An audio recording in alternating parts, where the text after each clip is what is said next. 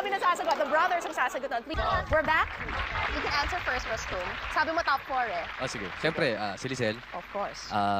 si Sharon, si Vina, tsaka ikaw. Ay, join ako! Uy, join ako doon. Okay. May ikaw sining sa top 3. Siningit mo lang ako eh, para maging nice ako sa iyo eh. Ikaw kasi yung end. Oh, okay. Yung end. Up to now.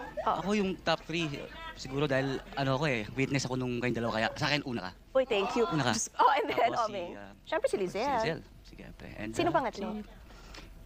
Ano yung pinakauna sa lahat yun? Oh. Si Mama. Sino Sino ba? Si pangatlo? Vina? Vina.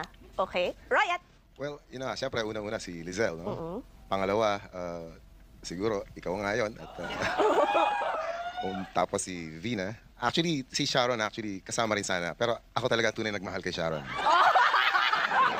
Okay. Joke, Sharon. Joke lang. Tanungin na lang natin si Robin, accurate ba yung listahan na binigay nila? Or may gusto kang idagdag? Baka may na-hurt ang feelings ngayon eh.